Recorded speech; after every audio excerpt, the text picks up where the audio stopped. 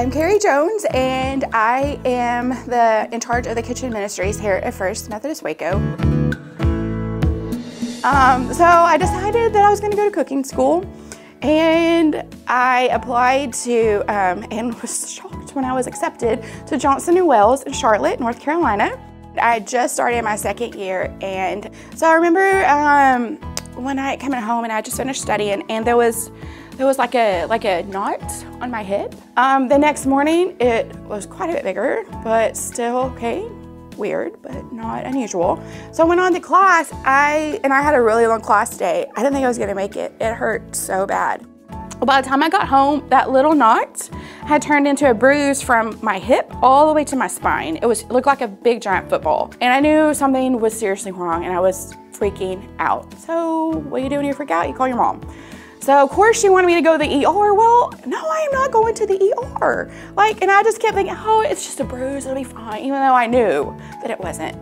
I still don't know how she did it, but because it was late at night, somehow she got a flight. We had made an appointment at a clinic close to the apartment, and she barely even started her exam. It's just, you need to go to the ER right now. After hours of testing, the doctor comes in, and I knew it was bad. You just know. She said, I'm really sorry, but it's either lymphoma or leukemia. My heart is just pounding because, you know, those are seriously bad, and I knew it was really bad. And we had already contacted my mom had called Jerry Nye, and he had his Sunday school praying. He had put me on the prayer list here at church, and my church was praying. All of our friends and family were praying. And I just remember laying on this gurney in the emergency room and this feeling of peace, like you're gonna be okay. Now, I didn't know if that okay was on this side of heaven or the other, but I just had this sense of peace that I knew I was gonna be okay. So I remember looking over at my mom, and I remember looking at her and smiling, Mom, I'm gonna be okay. I'm gonna be okay. So that proceeded. We did do the bone marrow test the next day, and it was leukemia, chronic myeloid leukemia, which if you have to have leukemia, I found out later is the one to have. So another hand of grace there.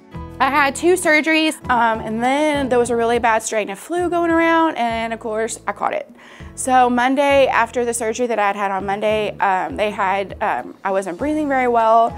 The oxygen wasn't getting to my lungs, so I had to be put on a ventilator, and I was out that week. My parents and Christy got the call at least twice during that week that in the middle of the night, you need to come right now, because she's not gonna make it through the night. If you want to tell her bye, you need to come right now. They called us in, she's not gonna make it through the night. And so all these people would pray. She goes, Cari, we were on our knees praying for you. Do you know how humbling that is to know the people that you love the most, and even perfect strangers, were on their knees before God praying for you? And I don't take that for granted. And there came a point where they just couldn't do anything else. My white blood count kept getting higher and higher, all the other complications. So they couldn't take me off the ventilator because my blood count was going too high, so I had to have the oxygen. So they had to get that down. It worked because they were able to take me off the ventilator on Monday, exactly a week after they put me on. And I woke up and I'm like, what just happened? I finally think that I'm getting my life together, and I have all these things that I'm hoping to be able to do, and dreams. They're at the bottom of a hospital floor. I don't know what my life will look like. Am I gonna have to live with my parents the rest of my life? Am I gonna be able to get a job? Am I gonna lose all my hair?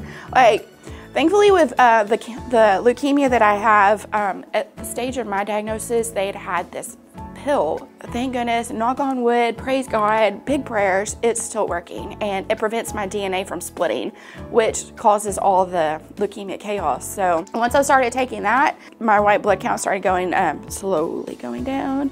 I am so blessed to have all these kids, and their parents, their moms are some of my, still to this day, closest friends, and I'm just covered by that grace. That grace continues today, and I am just thankful. I got to go home. I am here.